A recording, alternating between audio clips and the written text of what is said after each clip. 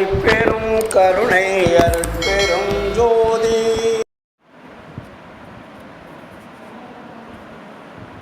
அருட்பெரும் ஜோதி அருட்பெரும் ஜோதி தனிப்பெரும் கருணை அருட்பெரும் ஜோதி.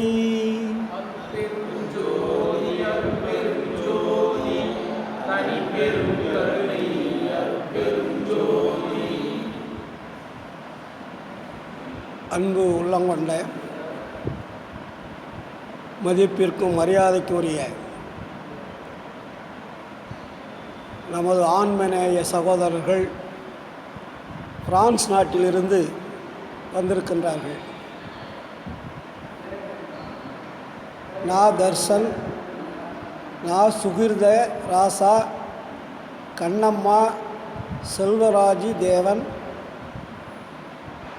சாயின் கிருஷ்ணன், மாயின் கிருஷ்ணன் மற்றும் கோபாலகிருஷ்ணன் இவர்களெல்லாம் நமது வள்ளல் பெருமானுடைய கொள்கையிலே தீவிரமான ஈடுபாடு உள்ளவர்கள். வடலூர் தைப்பூச திருவிழாவிற்காக வந்தவர்கள்.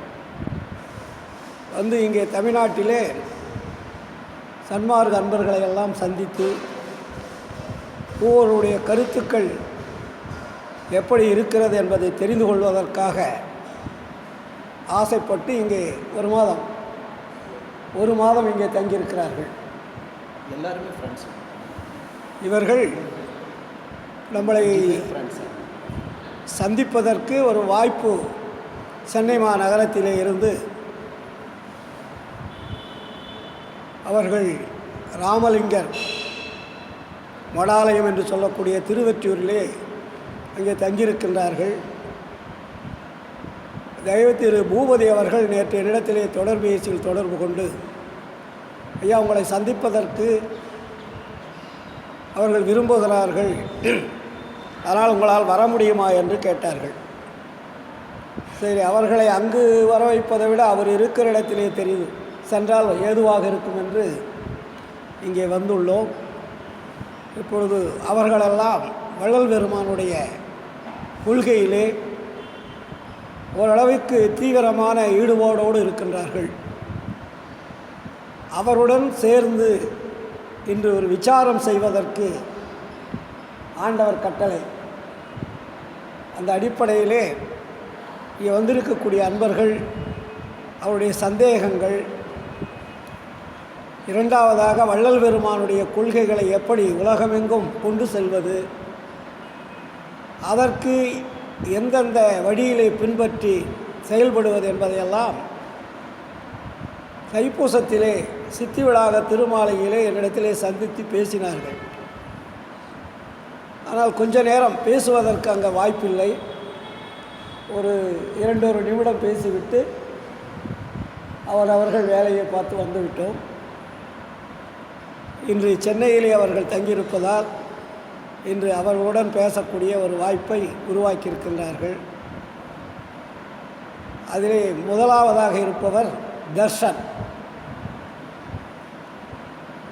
தர்ஷன், உங்களுக்கு என்ன வள்ளலாருடைய கொள்கைகளை எவ்வளோ காலமாக இருக்கீங்க?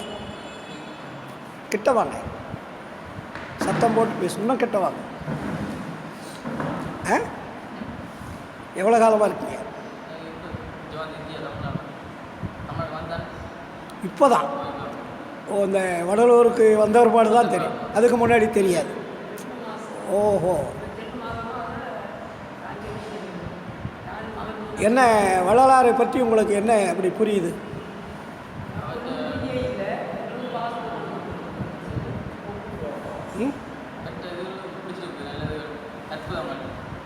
எது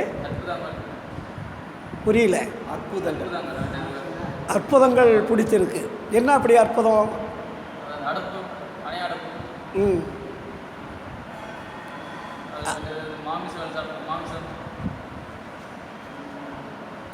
அது அற்புதம் அல்ல.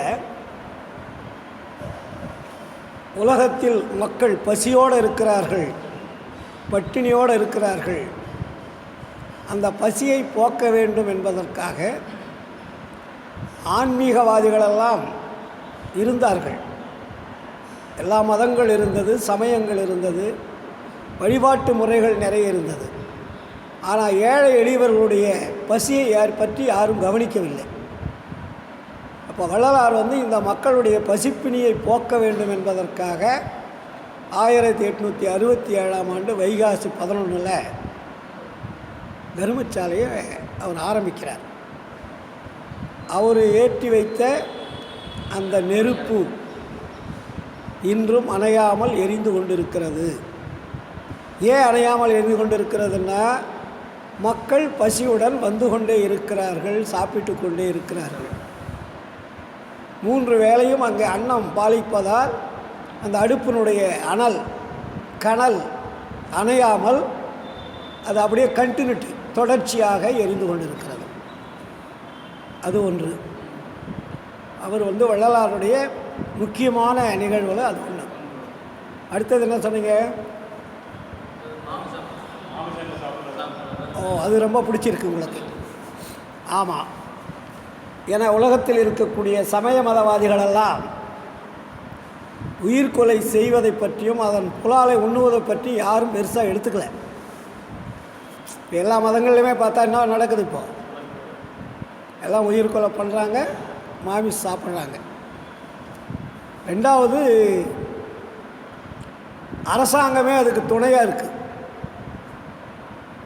ஒரு நாளைக்கு கோடிக்கணக்கான உயிர்கள் கொல்லப்படுகிறது. சாதாரணமான கோழி, ஆடு, பன்றி, மாடு என்பது ஒரு பக்கம் இருந்தாலும், இறைவனால் படைக்கப்பட்ட கடலில் இருக்கக்கூடிய மீன்கள், கடலில் இப்போ மீன்பிடி தொழில்னே வச்சுட்டாங்க. அது ஒரு தொழிலாக ஆரம்பிச்சிட்டாங்க. அது கவர்மெண்ட்டு நிறைய சப்போர்ட். அப்போது ஒரு நாளைக்கு எத்தனை ஆயிரம், எத்தனை கோடிக்கணக்கான உயிர்கள் கொல்லப்படுகிறது. இதையெல்லாம் வள்ளலார் ஏற்றுக்கொள்வதில்லை.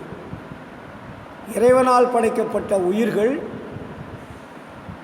இறைவனுடைய அனுமதியின்றி அந்த உயிரை கொல்லக்கூடாது, அதனுடைய புலாலையும் உண்ணக்கூடாது என்பதுதான் வள்ளலாருடைய சட்டம். ஆனால் மக்கள் வள்ளலார் அதை சொல்லியதால் வள்ளலாருடைய கொள்கையில் அவங்க வர்றதுக்கு தயங்குறாங்க. அவர் புலால் மட்டும் சாப்பிட்டாலும் பரவாயில்ல, நீங்கள் வடலூருக்கு வாங்கன்னா அந்நேரம் வடலூர் உலகமே வர அளவுக்கு ஆகிடும். அது ஒரு பெரிய தடையாக மக்களுக்கு இருக்கிறது. ஏன்னா இன்றைக்கி எல்லாமே படித்தவன்லேருந்து, சாதாரண மக்களிலிருந்து, ஆட்சி செய்கிறவன்லேருந்து, ஆராய்ச்சியாளர்லேருந்து, இயற்கையை ஆராய்ச்சி செய்வதன் கூட ஒரு உயிர்கொலையை செய்வது குற்றம் என்பதை உணரவில்லை. அந்த அளவிற்கு மூளை இல்லாமல், அறிவு விளக்கம் இல்லாமல் இந்த சமுதாயம் வளர்ந்து வந்தது. இதற்கெல்லாம் அடிப்படை காரணம் யார் அப்படின்னு பார்த்தா, ஜாதி, சமய, மதங்கள், அவருடைய கொள்கைகள். அவருடைய கொள்கைகள் தான் உயிர்களை கொன்றாலும் பாவம் இல்லைன்னு சொல்லி வச்சிட்டாங்க. ஒரு மதம் என்ன சொல்லுது? இறைவனால் படைக்கப்பட்ட உயிர்கள் மனிதன் உண்பதற்குன்னு சொல்லியிருக்கான். இப்படிப்பட்ட மதங்கள் இந்த நாட்டிலே இருக்கிறது. இது உலகம் பூரா ஆட்சி செய்யக்கூடிய மதங்கள். இஸ்லாம் மதம், கிறிஸ்தவ மதம். அவர்கள் எந்த காலகட்டத்திலும் உயிர்கொலை செய்யக்கூடாதுன்னு சொல்கிறதே கிடையாது. புலால் சாப்பிட்றது தவறானது, ஆண்டவர் ஏற்றுக்கொள்ள மாட்டார் என்பதை சொல்லுவதே கிடையாது. ஆனால் இயேசுநாதர் மலை பிரசங்கம்னு ஒரு பிரசங்கம் பண்ணுவார். அந்த இடத்துல சொல்கிறாரு, உயிர்களுக்கு துன்பம் தருபவர்கள், உயிர்களுக்கு துன்பம் தருபவர்களை பரலோகத்து ராஜ்யத்தின் கதவுகள் திறக்கப்பட மாட்டாதுன்னு எழுதுகிறார் இல்லையா? இதில் வள்ளலார் ஒரு தனித்தன்மை. ஏன்னா ஒரு உயிரை நம்மால் படைக்க முடியாது. நம்மால் படைக்க முடியாத எதையும் நமக்கு அழிப்பதற்கு உரிமை கிடையாது. ஒரு உயிரை உங்களால் படைக்க முடியும்னா நீங்கள் அடித்து சாப்பிடுங்க, தப்பு இல்லை. உயிரை நம்மால் உருவாக்க முடியுமா? ஒரு ஆடையோ மீனையோ இல்லை மாடோ வெட்டிட்டிங்கன்னா மறுபடியும் அந்த உயிரை கொடுத்து அதை எழுப்ப முடியுமா? போனது தான். இது ஒன்று. இன்னொன்று, ஒரு உயிர் கொலை செய்கின்ற பொழுது அந்த உடம்பில் இருந்து ஒரு விஷம் வெளியே வரும். அது துடிதுடிக்கின்ற பொழுது, தன்னை காப்பாற்றிக் கொள்வதற்காக அது துடிதுடிக்கின்ற பொழுது அந்த உடம்பில் இருந்து நச்சு கிருமிகளை வெளியே தள்ளும். இரத்தம் அந்த நச்சு கிருமிகள் எல்லாம் சேர்ந்து துடிதுடிக்கும். இந்த நிலையில் அந்த உயிர்கள் துன்பப்படும் போது அதை கொலை செய்து அதை புலாலை உண்ணுகின்ற பொழுது உண்ணுகின்றவன் எந்த காலத்திலும் அவன் மனிதனாகவே வாழ முடியாது. மிருகத்தன்மையாக தான் அவன் வாழ முடியும். இதை வள்ளலார் ரொம்ப ஸ்ட்ராங்காக சொல்லிட்டார். அடுத்தது என்ன பிடிக்கும்?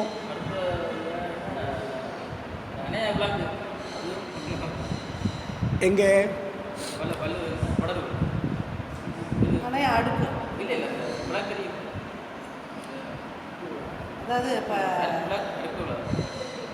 சத்தியஞான சபையில் ஒரு அடையா விளக்கு இருக்குது. அதே மாதிரி வள்ளலார் கருங்குடியில் தண்ணியில் விளக்கெரித்த இடம். கருங்குடிக்கு போனீங்களா?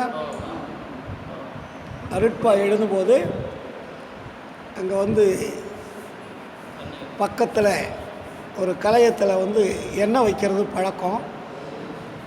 அந்த அம்மா ஒரு நாள் எண்ணெய் வைக்காமல் தண்ணியை வச்சுட்டு போயிடுச்சு, ஞாபகம் மறதியாக. வள்ளலார் தினமும் அந்த விளக்கில் அந்த எண்ணெயை ஊற்றி எழுதுறது பழக்கம்.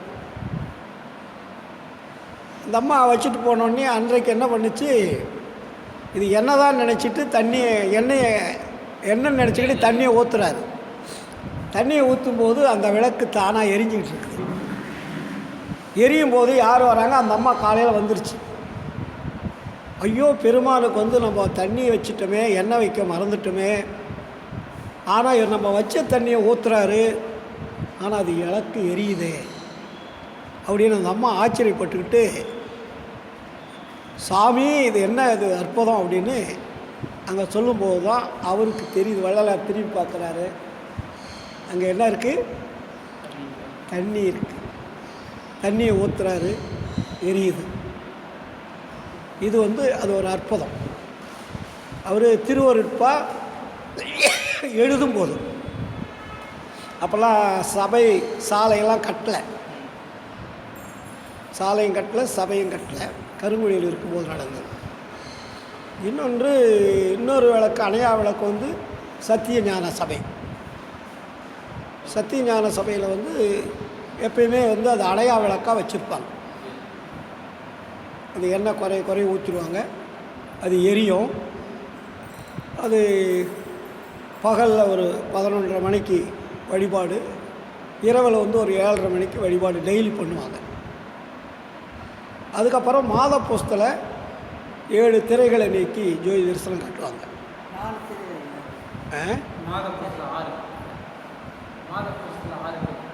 6 திரையை நீக்கி ஜோதி தரிசனம் காட்டுவாங்க. தைப்பூசத்துக்கு 7 திரையை நீக்கி ஜோதி தரிசனம் காட்டுவாங்க. இது நடைமுறைகளை வச்சுக்கிட்டு இருக்கு. இது வள்ளலார் சொன்னாரா இப்படி திரையை நீக்கி தரிசனம் காட்ட வேண்டும் என்று வள்ளலார் சொல்லியிருக்கிறார்னா, வள்ளலார் எங்கேயும் சொல்லலை. சத்தியஞான சபையில் நீங்கள் 12 மணிக்கு 11:30க்கு தான் வழிபாடு பண்ணோம், 7:30க்கு தான் வழிபாடு பண்ணோம், மாத பூசத்துக்கு திரைகளை நீக்கி ஜோதி தரிசனம் கட்டணும், தைப்பூசத்துக்கு 7 திரைகளை நீக்கி ஜோதி தரிசனம் காட்டுன்னு அருட்பாவில் எங்கேயுமே அவர் சொல்லலை. இது அக்காலத்தில் சமயவாதிகளால் உருவாக்கப்பட்டது. அது அப்புறம் பேசுவோம், அது நிறைய விஷயங்கள் இருக்குது. அடுத்தது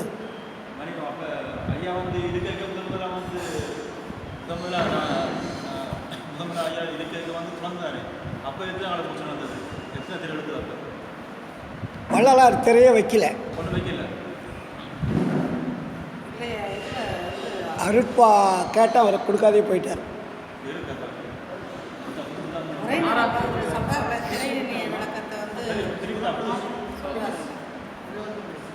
அகவல்லையே சொல்கிறாருமா. ஆனால் திரை நீக்குவது ஆன்மாவை மறைத்து கொண்டிருக்கக்கூடிய திரையை நீக்கணும். நீங்கள் சத்தியஞான சபையில் போய் ஆண்டவருக்கு போய் மறைப்பு எது? மறைப்பு அது இல்லை, எல்லாருமே ஒத்துக்க வேண்டியது தான். ஆனால் அந்த திரை விளக்கத்தை வந்து அகவலில் சொல்லியிருக்கோன்னு சொல்லிட்டு உரைநடையில் எழுதியிருக்காருல்ல. ஆமாங்க, அகவல் இருக்கிறதா உரைநடையில் போட்டிருக்காங்க. அதாவது நீங்கள் பார்த்து நீங்கள் விளங்கிக்குங்க அப்படின்னு சொல்கிறாரு வள்ளலார். அதுதான் உங்களுக்கு அகவலில் தெளிவாக சொல்லிட்டார். உங்களுடைய ஆன்மாவை மறைத்து கொண்டிருக்கக்கூடிய திரைகள் என்ன, எதை நீக்க சொல்கிறாரு? நான் சொல்கிறத நல்லா கேட்டுங்க. சத்தியஞான சபையில் நீங்கள் 7 திரையை நீக்கி ஜோதி சஸ்திரம் காட்டுங்கன்னு எங்கே எழுதியிருக்காரா? ஆனால் சத்தியஞான சபை விளக்க பத்திரிகைன்னு எழுதுகிறார். சத்தியஞான சபை விளக்க பத்திரிகையில் சத்தியஞான சபை கட்டிட்டு அதுக்கு ஒரு விளக்க பத்திரிகைன்னு எழுதுகிறார்.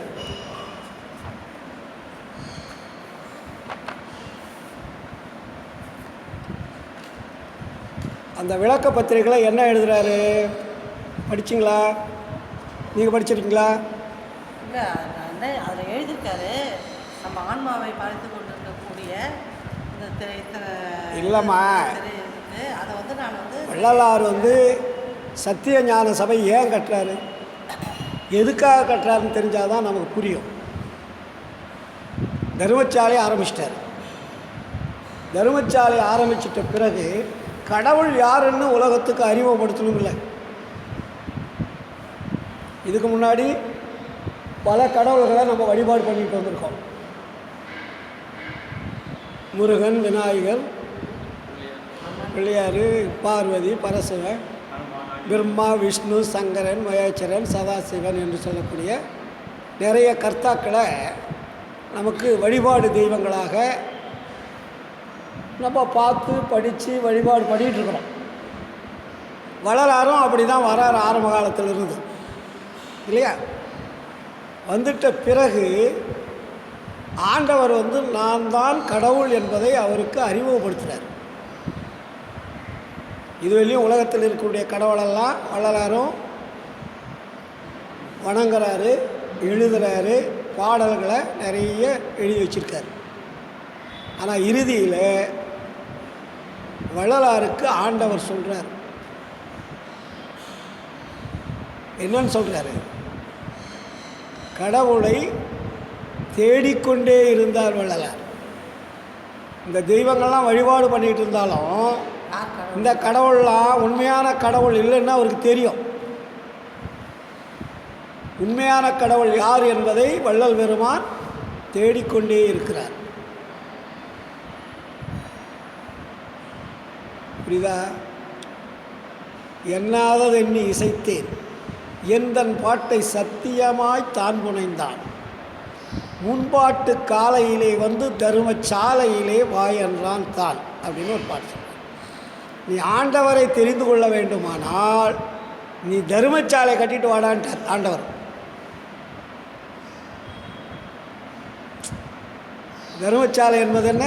ஜீவ காருண்யம். அதுக்கு பேர் என்ன? ஜீவகாருண்யம். அதுக்கு பேர் ஜீவகாருண்யம் இல்லாமல் கடவுளை காண முடியாது என்பதை தெளிவுபடுத்திட்டார். புரியுதா? அப்போது என்ன சொல்கிறாரு? காலையில் எந்தனக்கு கிடைத்த பெரும்பொருளே, கழிப்பே, என் கருத்தகத்தே கனிந்த நெருங்கனியே, மேலையிலே இம்மையிலே ஒருமையிலே தவத்தால் மேவுகின்ற பெரும் பயனாம் விளைவையெல்லாம் தருமச்சாலையிலே ஒரு பகலில் தந்த தனிப்பதியே. இறைவனுடைய அருள் அப்புறம் வள்ளலாருக்கு எங்கே வருது? தருமச்சாலையில் வருது. எப்படி?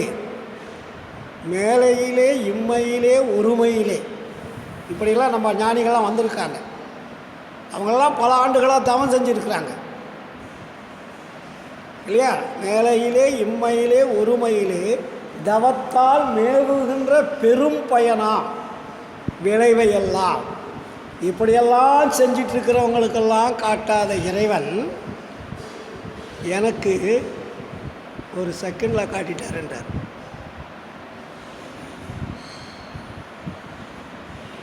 தருமசாலையில் ஒரு பகலில் தந்த தனிப்பதியே. ஒரு பகல்னா எத்தனை மணி நேரம்? 12 மணி நேரம். நம்ம கணக்குக்கு 12 மணி நேரம். அதுக்கப்புறம் தான் இமீடியட்டாக வள்ளல் பெருமான் அருட்பெருஞ்சோதி ஆண்டவர் யார் என்பதை காட்டி, இப்படித்தான் நீ இனி செயல்படணும்னு ஒரு ஆர்டரை போடுறாரு. என்ன ஆர்டர் போடுறாரு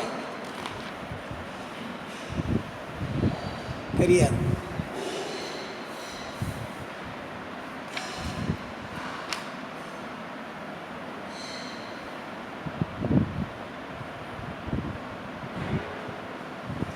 அதுக்கு முன்னாடியெல்லாம் அருட்பெருஞ்சோதி ஆண்டவரை பற்றி ஐயா சொல்லலை. தர்மசாலை கட்டுறதுன்னு சொல்லலை.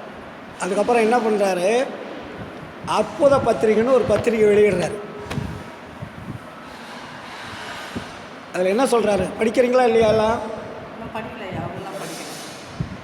உலகத்தினிடத்தே பெறுதற்கு மிகவும் அருமையாகிய மனித தேக பெற்ற நண்பர்களே,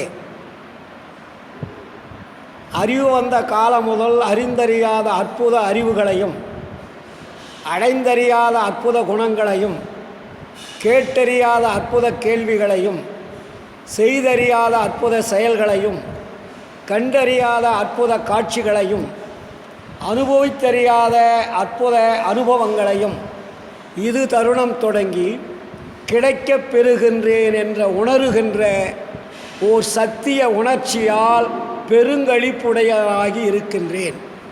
இதில் என்ன புரிஞ்சுக்கிட்டீங்க?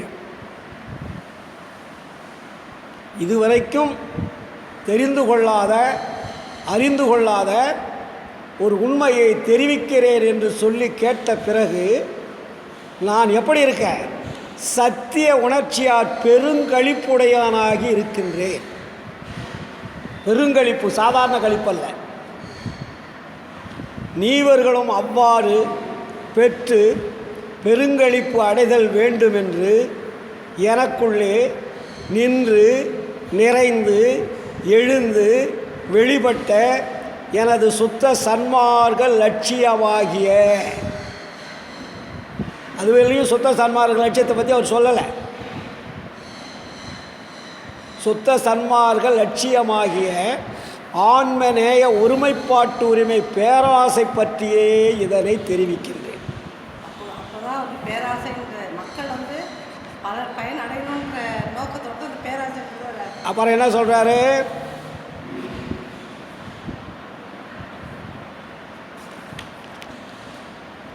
இயற்கையைத்தானே விளங்குகின்றவர் உள்ளவர் என்றும் ஆண்டவருக்கு எப்படி அட்ரஸ் கொடுக்குறார் பாருங்கள். இது வெளியும் சொல்லிட்டு வந்த ஆண்டவர் வேறு. இப்போ வள்ளலார் சொல்லக்கூடிய ஆண்டவர் எப்படி இருக்கிறார் என்பதை சொல்கிறார். இயற்கையைத்தானே விளங்குகின்றவராய் உள்ளவர் என்றும் இயற்கைத்தானே உள்ளவராய் விளங்குகின்றவர் என்றும் இரண்டும் படாத பூரண இன்பமானவர் என்றும் எல்லா அண்டங்களையும் எல்லா உலகங்களையும் எல்லா பதங்களையும் எல்லா சக்திகளையும் எல்லா சத்தர்களையும் எல்லா கலைகளையும் எல்லா பொருள்களையும் எல்லா தத்துவங்களையும் எல்லா தத்துவிகளையும் எல்லா உயிர்களையும் எல்லா செயல்களையும் எல்லா இச்சைகளையும் எல்லா ஞானங்களையும் எல்லா பயன்களையும் எல்லா அனுபவங்களையும் மற்ற எல்லாவற்றையும் உலகத்தில் இருக்கிறத ஒன்றை கூட விட்டு வைக்கல. தமது திருவருள் சக்தியால் தோற்றுவித்தல், வாழ்வித்தல், குற்றம் நீக்குவித்தல், பக்குவம் வருவித்தல், விளக்கம் செய்வித்தல் முதலிய பெருங்கருணை பெரும் தொழில்களை இயற்றுவிக்கிறவர் என்றும். இதுக்கு முன்னாடி நீங்கள் சொன்ன கடவுள்லாம் அன்ஃபிட்டுன்ட்டார். இந்த உலகங்களும் அண்டங்களும் அணுக்களும் உயிர்களும் இயற்கைகளும் கிரகங்களும் அத்தனையும் படைத்தல், அதான் சொல்கிறாரு, தோற்றுவித்தல், வாழ்வித்தல், குற்றம் நீக்குவத்தல், பக்குவம் வருவித்தல், விளக்கம் செய்வித்தல், 5 தொழில். இந்த 5 தொழில்களையும் யார் செய்கிறாங்க? முதலிய பெருங்கருணை பெரும் தொழில்களை ஏற்றுவிக்கிறவர் என்றும், எல்லாம் ஆனவர் என்றும், ஒன்றும் அல்லாதவர் என்றும், சர்வ காருண்யர் என்றும், சர்வ வல்லவர் என்றும், எல்லாம் உடையராய் தமக்கு உருவாற்றானும் ஒப்பு உயர்வில்லா தனிப்பெரும் தலைமை அருட்பெரும் ஜோதியர் என்றும், சத்திய அறிவால் அறியப்படுகின்ற உண்மை கடவுள் ஒருவரே. இதை விட என்ன விளக்கம் சொல்லணும்? இந்த சன்மார்க்கு ஏதாவது கேட்டுட்டு ஒழுக்கமாக இருக்காங்களா?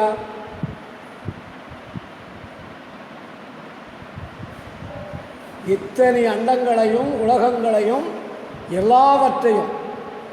எல்லாவற்றையும் இயக்கக்கூடிய மாபெரும் சக்தி வாய்ந்த ஒரு பேர் ஒளி. அந்த ஒளிக்கு பேர் தாண்டா அருட்பெருஞ்சோதி அப்படின்னு தெளிவுபடுத்திட்டார். அது எப்படி தெரிஞ்சுக்கிட்டாரா? சத்திய அறிவால் அறியப்படுகின்ற பொய்க்கடவுள் அல்ல, உண்மை கடவுள் ஒருவரே. அகம் புற முதலிய எவ்விடத்தும் நீக்கமின்றி நிறைந்த சுத்த மெய் அறிவு என்னும் பூரண பொதுவெளியில் அறிவார் அறியும் வண்ணங்கள் எல்லாமாகி விளங்குகின்றார். எளிய தமிழ் தானே. இந்த தமிழில் புரிஞ்சிக்கலன்னா வள்ளலாருடைய கொள்கையை பின்பற்றவர்களுக்கு நம்ம என்ன சொல்கிறது?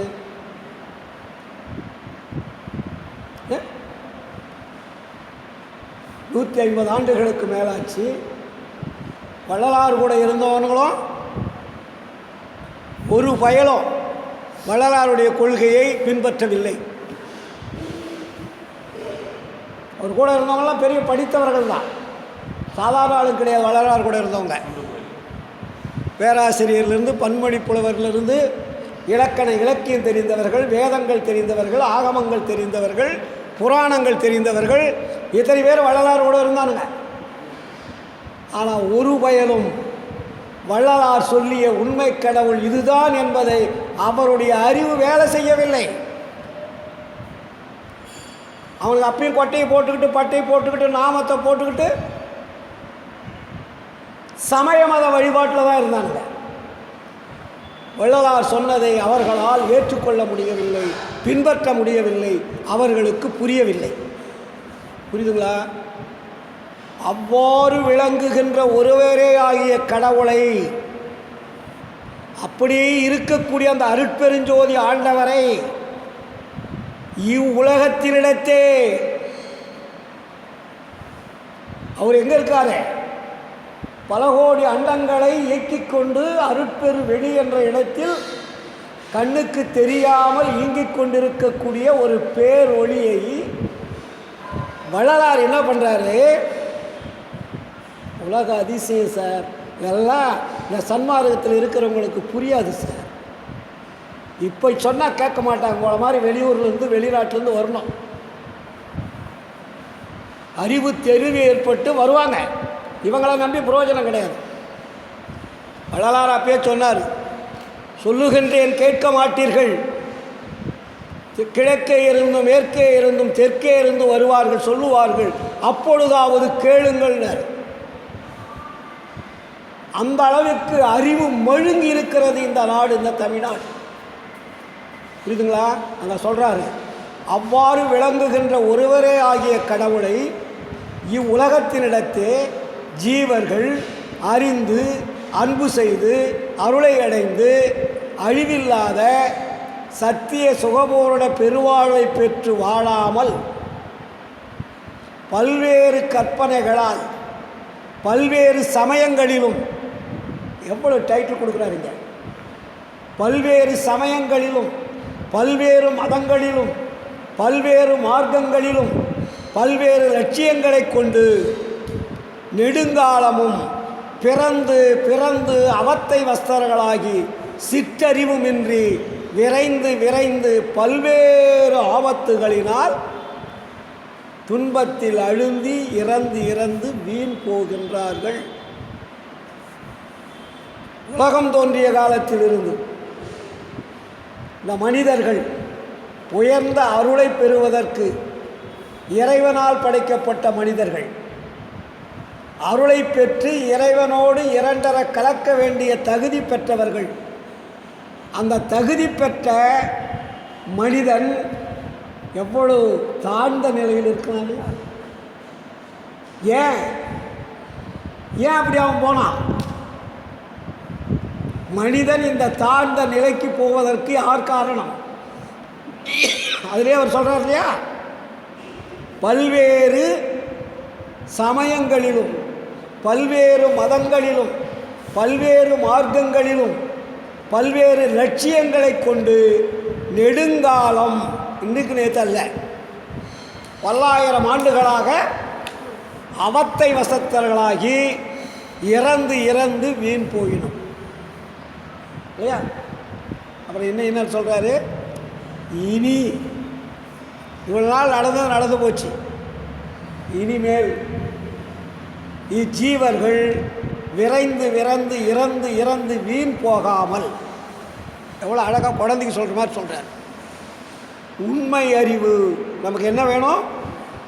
உண்மை அறிவு, உண்மை அன்பு, உண்மை இரக்கம் முதலிய சுபகுணங்களை பெற்று நற்செய்கை உடையவர்களாய் எல்லா சமயங்களுக்கும் எல்லா மதங்களுக்கும் எல்லா மார்க்கங்களுக்கும் உண்மை பொது நெறியாக விளங்கும் சுத்த சன்மார்க்கத்தை பெற்று பேரின்ப சித்தி பெருவாழ்வில் பெரும் சுகத்தையும் பெரும் களிப்பையும் அடைந்து வாழும் பொருட்டு என்ன பண்ணுறாரு?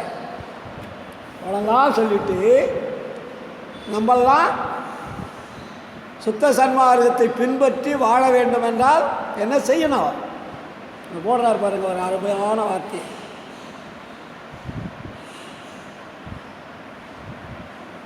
பேரின்ப சித்தி பெருவாழ்வில் பெரும் சுகத்தையும் பெருங்களிப்பையும் அடைந்து வாழும் பொருட்டு மேற்குறித்த, முன்னாடி சொன்ன உண்மை கடவுள்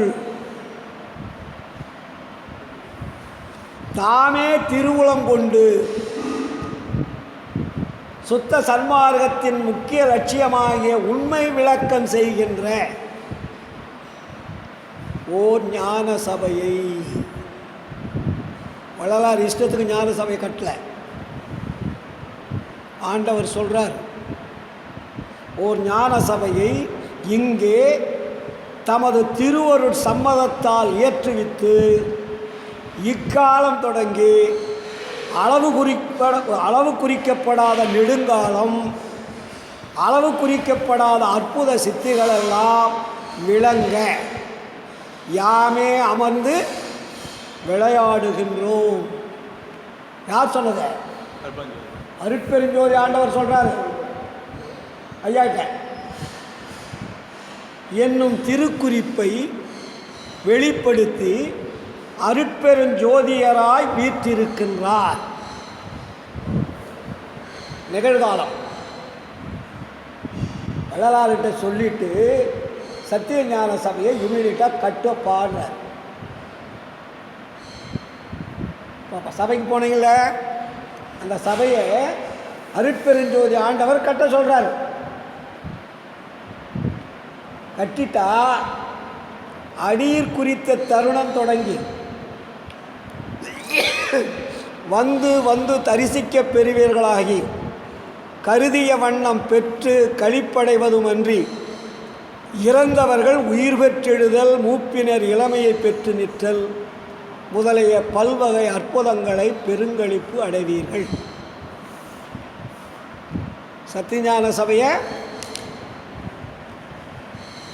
வள்ளலார் இஷ்டத்துக்கு கட்டல, வள்ளலாருக்கு வரைபடம் கொடுத்தவரே அருட்பெருஞ்சோதி ஆண்டவர் தான்.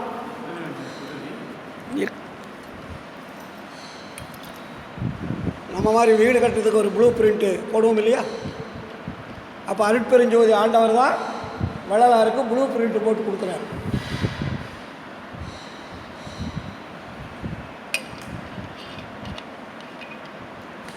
அந்த பிரிண்ட்டை வச்சு வள்ளலார் என்ன பண்ணுறாரு?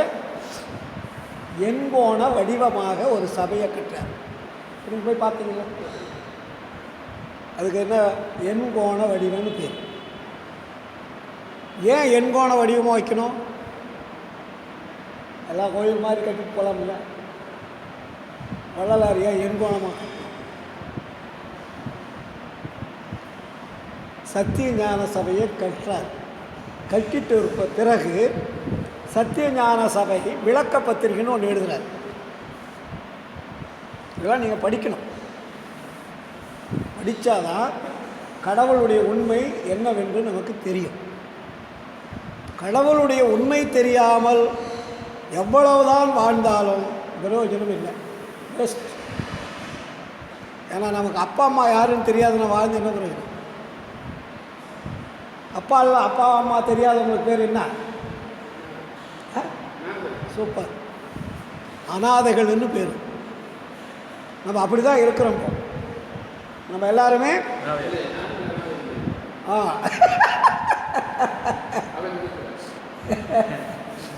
அந்த தெளிவு வரணும் நமக்கு. அம்மா யார் அப்பா யாருன்னா உடனே அருட்பெருஞ்சோதி ஆண்டவர் தான் சொல்லணும். தாயாகி தந்தையுமாய் தாங்குகின்ற தெய்வம்னார். தனக்கு நிகரில்லாத தனித்தலைமை தெய்வம்னார். தனக்கு நிகர் கிடையாது, வேறு தெய்வம் அதுக்கு ஈடு இணை கிடையாது. ஏன்னா அவங்க அருட்பெருஞ்சோதி ஆண்டவருடைய இல்லத்தில் தான் நம்ம வந்தோம். நம்ம வந்த இடம் தெரிஞ்சாதான் திரும்பி போகிற இடம் நமக்கு தெரியும். நமக்கு வந்த இடம் தெரியாத இருக்கிறவரையும் போகிற இடம் கிடைக்காது. போகிற இடம் தடை தான். ஏன்னா நமக்கு வந்தவங்க பூரா தப்பான வழியை காமிச்சிட்டாங்க. நமக்கு முன்னாடி இருந்த சமய மதவாதிகளெல்லாம் தவறான வழியை காட்டிவிட்டார்கள்.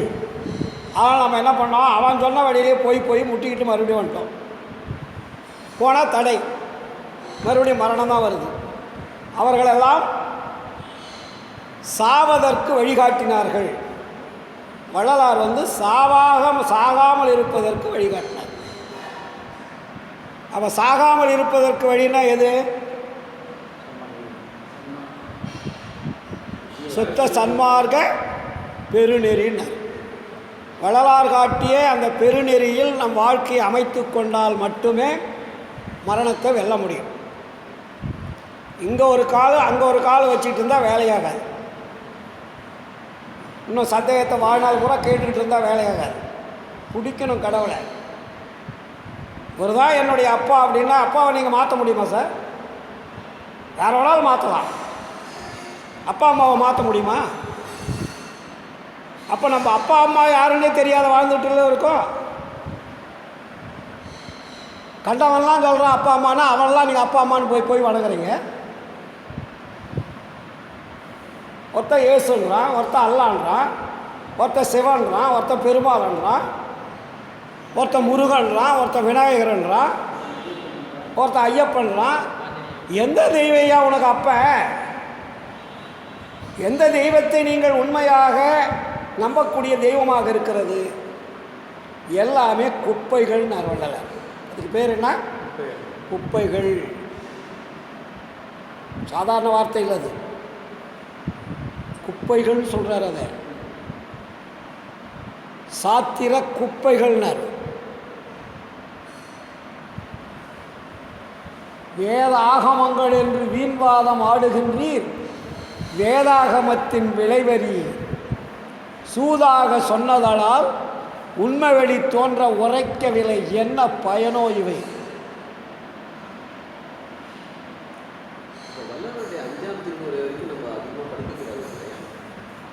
புரியுதுங்களா இல்லையா?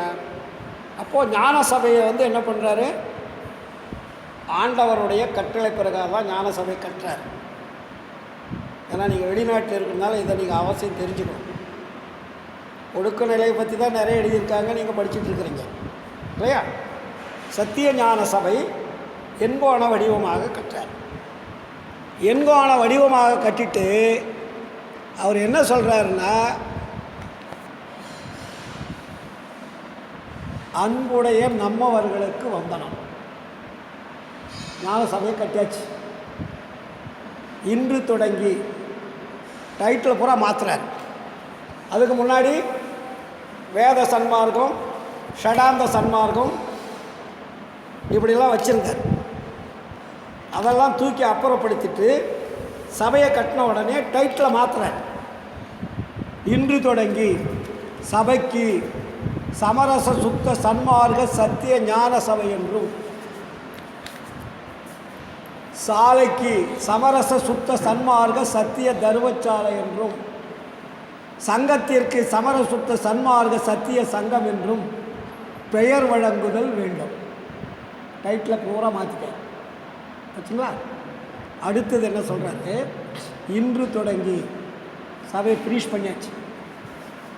ஒரு ஆர்டர், இப்படித்தான் அதை நிர்வாகம் பண்ணணும்னு ஒரு ஆர்டர் போடுறாரு. இன்று தொடங்கி அருட்பெருஞ்சோதி ஆண்டவரது அருட்பெரும் சித்தி வெளிப்படும் வரைக்குன்னு ஒரு வார்த்தை போட்டார். சபையை கட்டிட்டாரு. அருட்பெரும் சித்தி அங்கே வரணும் இல்லை? சித்தின்னா அருட்பெருஞ்சோதி ஆண்டவர் வரணும்.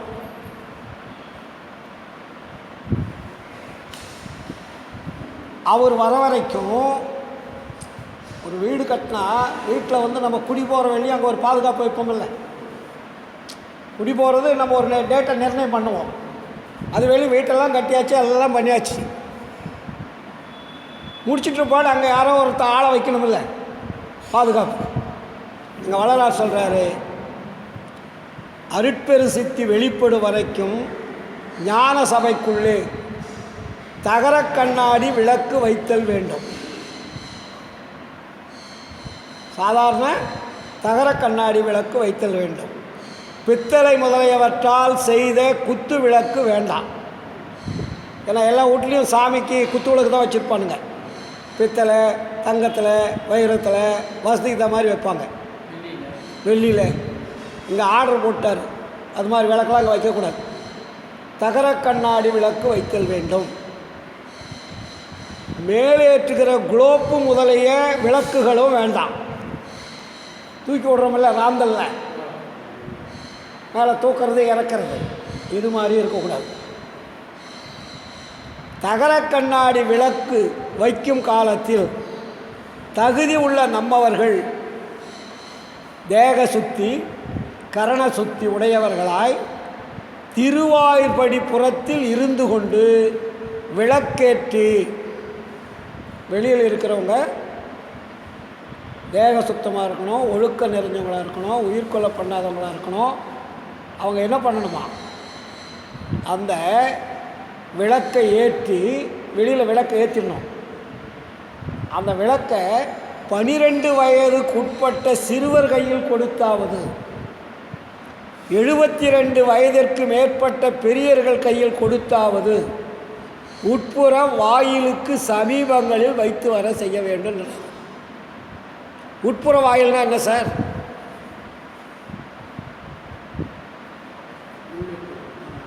சபையை கட்டியாச்சு சார், எண்கோண வடிவமாக கட்டியாச்சு.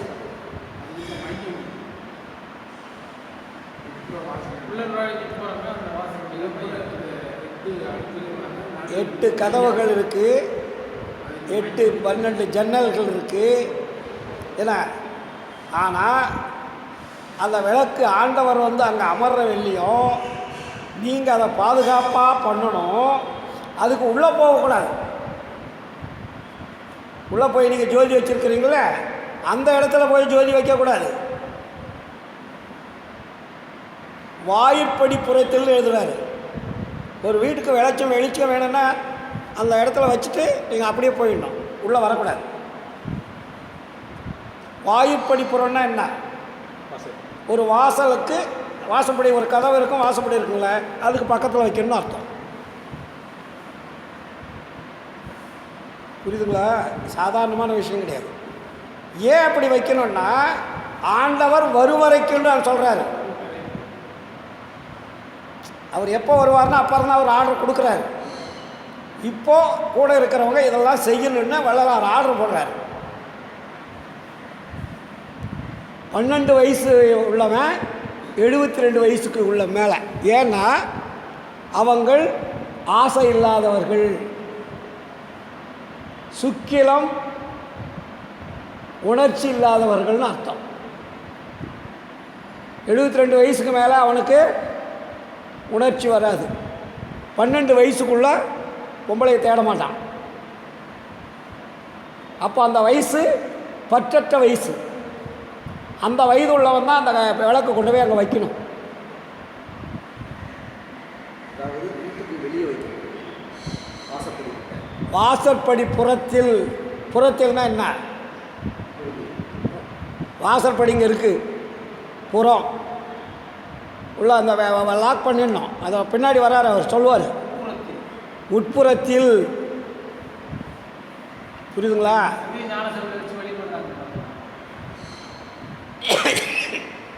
72 வயதுக்கு மேற்பட்ட பெரியர்கள் கொடுத்தாவது. நீங்கள் கேட்ட கேள்விக்கு வருது, அதுக்குள்ளே ஏன் மறக்கிறீங்க? உட்புற வாயில்களுக்கு சமீபங்களில் வைத்து வர செய்விக்க வேண்டும். விளக்க வெளியில் இருக்கிறவங்க கொடுத்து 12 வயசு இல்லாட்டி 72 வயசுங்கிட்ட கொடுத்து உள்ளே போய் வைடான்னு சொல்லணும். அந்த பையனுக்கு தெரியாதில்ல, அதுக்காக இந்த விளக்கை ஏற்றி தம்பி அந்த உள்ளே போய் வை. உட்புற வாயில்களுக்கு சமீபங்களில் வைத்து வர வேண்டும். சமீபங்கள்னால் என்ன? வாசப்படி ஒட்டு மாதிரி. 4 நாளைக்கு ஒரு விசை காலையில் மேல் குறித்த சிறியரை கொண்டாயினும் பெரியரை கொண்டாயினும் உள்ளே தூசு துடைப்பிக்க வேண்டும். உள்ள அது வெற்றி இடமா இருக்கு இல்லையா, டஸ்ட்டு உள்ளே போயிடும். அதனால் அதெல்லாம் துடைக்கணுன்றார். அது எப்படி துடைக்கணுமா? தூசு துடைப்பிக்க புகும்போது நீராடி சுத்த தேகத்தோடு கால்களில் வத்திரம் சுற்றி கொண்டு வெறுங்காலம் மெரிச்சிட்டு போகக்கூடாது. காலில் துணி சுற்றிக்கணும். வத்திரம் சுற்றி கொண்டு புகுந்து, துணி சுற்றிக்கிட்டாலும் நடக்கக்கூடாது. முட்டிக்காலிட்டு, முட்டியில் நடந்து போகணுன்றார். முட்டிக்காலிட்டு கொண்டு தூசு துடைப்பிக்க செய்விக்க வேண்டும். விளக்கு வைக்கின்ற போதும் இங்கனமே செய்விக்க வேண்டும். எல்லாம் எளிய தமிழ் தான் எழுதியிருக்காரு. விளக்கு வைத்ததற்கும் தூசு துடைத்ததற்கும் தொடங்குகின்ற 12 வயதுக்குட்பட்ட சிறுவரும் 72 வயதுக்கு மேற்பட்ட பெரியரும் அப்படி இருக்கணுமா? பொருள், இடம், போகம் முதலியவற்றில் இச்சை சிறிதும் இல்லாதவர்களாய், தெய்வ நினைப்புள்ளவர்களாய், அன்புடையவர்களாய் இருத்தல் வேண்டும். விளக்கு வைக்கும் போதும் தூசு துடைப்பிக்கும் போதும் நம்மவர்களில் நேர்ந்தவர்கள் புறத்தில் நின்று பரிசுத்தராய் மெல்லென துதி செய்தல் வேண்டும். வெளியில் நம்ம என்ன பண்ணோம்?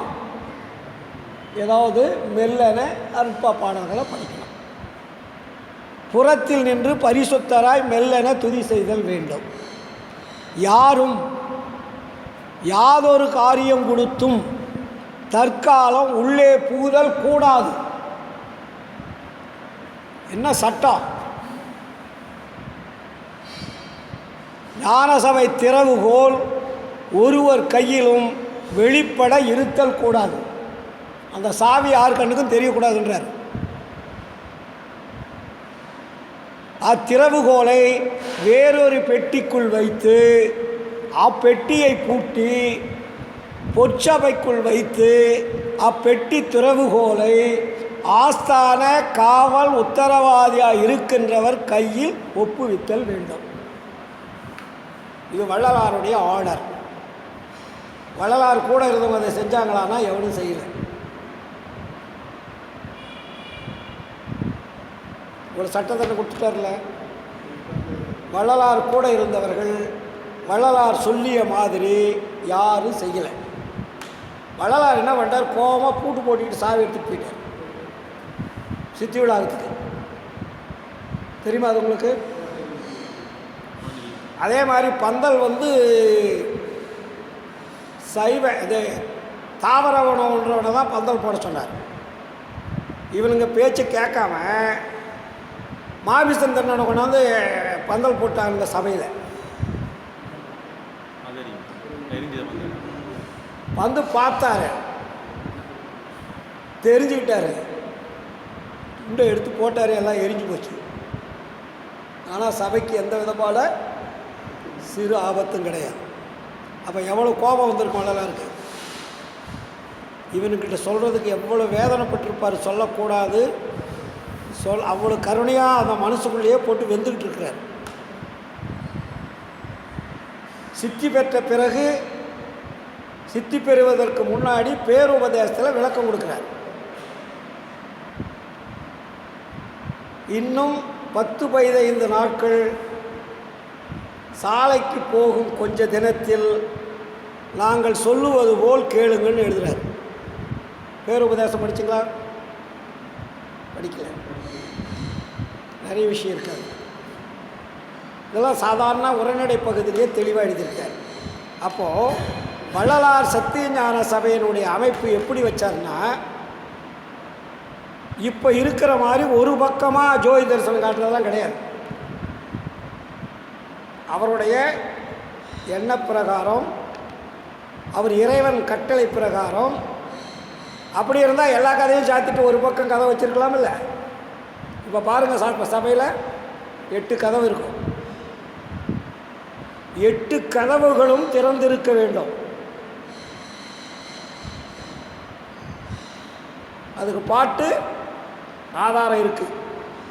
வருவார் அழைத்து வாடி வடலூர் வடதிசைக்கே வந்தால் பெறலாம் நல்ல வரமே. திருவார் பொன்னம்பலத்தை செழிக்கும் குஞ்சிதபாதர் சிவபத பரம்போதர் தெய்வ சபாநாதர். வருவார் அழைத்து வாடி வடலூர் வடதிசைக்கே. ஏன்னா இறைவனை கூப்பிடுறாரு. இறைவன் வந்தால் தானே நீங்கள் நலம் பெற முடியும். இறைவன் இல்லாத வெறும் சபையை நீங்கள் வழிபட்டு என்ன பண்ணுவீங்க? அப்போ இறைவன் அங்கே சபையில் உட்காரணும். அப்போ சொல்கிறாரு, அங்கு ஒரு அம்பலம் உண்டு சிதம்பரத்தில். அங்கே சிதம்பரம் ரகசியம் வச்சுருக்கான்ல, அங்கே ஒரு பக்கம்தான். ஒரு பக்கத்துலேருந்து எல்லோரும் பார்க்கணும். நெருக்கம் தாங்க முடியாது, இடிச்சுக்கிட்டு தான் பார்க்கணும். அதுக்கு வள்ளலார் சொல்கிறாரு, அங்கு ஒரு அம்பலம் உண்டு, இங்கு 8 அம்பலம் உண்டு என்று சொன்னால் வருவார் அழைத்து வாடி வடலூர் வடதிசைக்கே. இடுக்கில் இருப்பதென்ன? அங்கே இடுக்கில் இருந்து நீ மக்களுக்கு காட்சி கொடுக்குற. இதைவிட பெருவெளி இருக்குதென்றால் இங்கே வருவார் அழைத்து வாடி வடலூர் வடதிசைக்கே. வடலூருக்கு பேர் என்ன? பெருவெளின்னு பேர். என்னுடைய கோபம், என்னுடைய வேட்கை, வள்ளலார் சொன்ன மாதிரி சத்திய ஞான சபை வழிபாடு இன்று வரையில் நடக்கவில்லை. ஒரு பக்கத்தில் போய் ஜோதி தரிசனம் காட்ட வேண்டிய அவசியமே இல்லை. கோயில் மாதிரி ஆயிடுச்சா? அந்த பெருவெளியில் எங்கே இருந்து பார்த்தாலும் மக்களுக்கு ஜோதி தரிசனம் தெரியணும். அதுக்காக தான் எண்கோண வடிவமாக கட்டியிருக்கார். 8 திக்கு.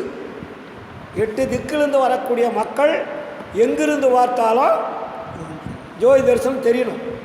அதுக்கு பேர் ஞான சிங்காதன பீடன்னு பேர். அந்த மேடை இப்போ நீங்கள் வச்சுருக்கிற ஜோதி காட்டுறாங்கல்ல, அதுக்கு பேர் ஞான சிங்காதன பீடன்னு பேர். அந்த பீடத்துக்கு மேலே அருட்பெருஞ்சோதி ஆண்டவர் அமரணும். இன்னொன்று பார்த்தீங்கன்னா, சித்தி பெற்றார் இல்லையா மேட்டுக்குப்பத்தில், வள்ளலாருடைய விருப்ப பிரகாரம் சத்திய ஞான சபைக்குள்ளே தான் அவர் நுழைஞ்சிருக்கணும்.